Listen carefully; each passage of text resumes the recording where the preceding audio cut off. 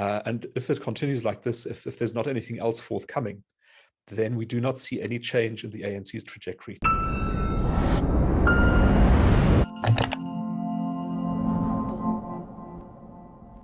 The ANC is worried.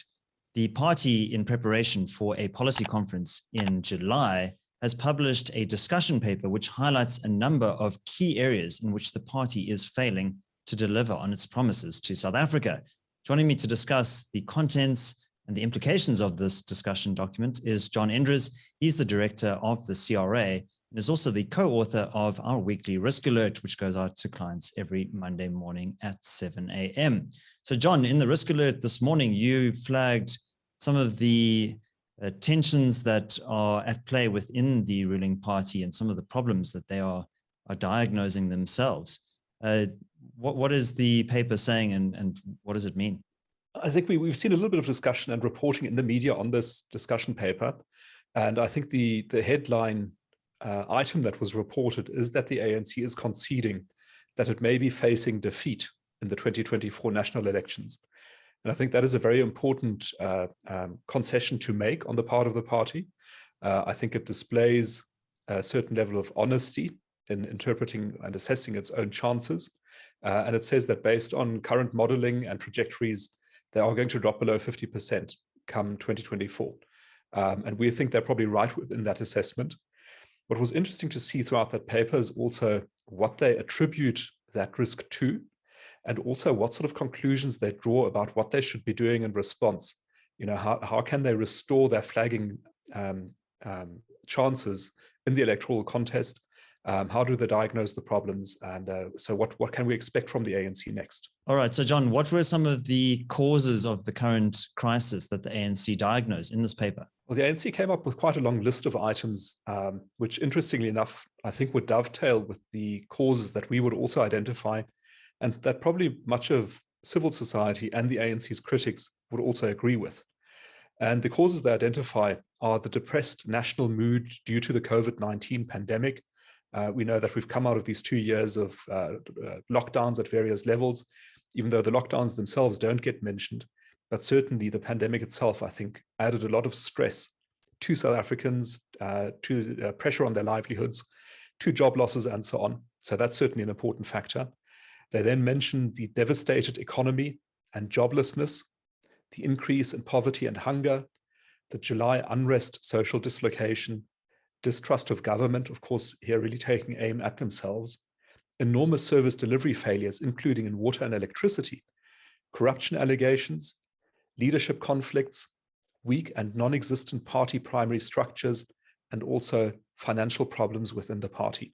So it's a really long list, and if you had to address those kinds of challenges, if you were the head of the organization, I think you would certainly have to think long and hard about what you're going to do about all of this to improve your electoral outlook. So John, what does this document have to say about the 2021 local government elections, which were a devastating blow to the party? Yeah, so on the local government level, they say that they lost 6 out of 8 metros, which is accurate if you read it in a certain way. So the ANC retains outright control in 2 metros, that would be Bloemfontein or Mangaung, and Buffalo City or East London. But they lost outright control across the other 6 metros that exist in South Africa. Either they are governing in a coalition in eThekwini and Nelson Mandela Bay, and then in the other remaining 4 metros, they completely lost control to the DA or to a DA-led coalition.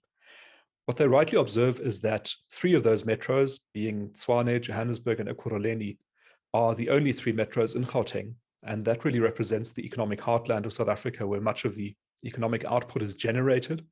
And they also write that this loss of the Gauteng metros has rendered ANC leadership of the Gauteng province almost hollow. So I think they're certainly aware of how important the metros are and how difficult it has been for them to hold on to those metros. And President Cyril Ramaphosa, who's also obviously the president of the ANC, he put forward a few suggestions and recommendations for how the party can change course and arrest its decline. What did he say exactly? And do you think that these proposals are credible? Well, for me, this, as I said, was the most interesting part of the paper because it should be action stations for the ANC. The next election is less than 2 years away. And if you're going to do something about it, you've got to do it now, and you've got to do it quickly. You need a sense of urgency about this. But that is, I feel, lacking from the writing of the president and within the paper more broadly. The president named 3 steps effectively in order to address the ANC's flagging fortunes. The first one was to renew and revitalize ANC structures, so to strengthen the ANC internally again. The second one was new policy frameworks underpinned by comprehensive social compact, underpinned by a capable and ethical state. So it means new policies and a social compact. And thirdly, he said we have to continue advancing the goals of the National Democratic Revolution. And the thing is, of course, that each of these 3 things has been talked about for a long time, or has been almost since always part of the ANC's ideological platform. So we're not really seeing any reversal or any attempts to bring in new ideas, new concepts, try different things. They're really sticking to their guns, come hell or high water, in attempting to improve the electoral outcomes. All right, so the nature of the ideas coming out of the organization, lacking originality, there is also an ideological framework at play which constrains the thinking and the choices that the party makes. Do you care to elaborate on that, John? Yeah, so we know that the ANC's ideology is very much focused on a powerful and interventionist state that must develop society and progress the country towards a socialist future. Sometimes it becomes very expensive to hold these kinds of views, as we've pointed out in various risk alerts. And there was a story last week that once again showed how wedded the party really is to its ideological precepts. And that was the story of Sibanye-Stillwater, which is a mining company that also mines gold. That company has now been beset by a strike, a labor dispute going into its 10th week. And during this time, it has not produced any gold. Now, the Minister of Mineral Resources and Energy, Gwede Mantashe, came out last week saying that if this company is not producing and is not actively working to mine the gold, we will consider taking their mining license away from them. And the important aspect here is that it demonstrates how the loss of property rights exposes and makes vulnerable companies and individuals to state power. What happened here was that in 2002, a new law was crafted called the Mineral Resources Development and Petroleum Act. And that passed the ownership of all mineral resources in the country into the custodianship of the state. It means that the previous rights owners did not have those rights anymore. They lost them. It also means that the state now has the power to provide licenses, to cancel licenses, to suspend licenses for mining activities. And it is precisely this power that the minister was threatening to deploy in order to get the mining company to rapidly resolve its labor dispute and to get it mining again.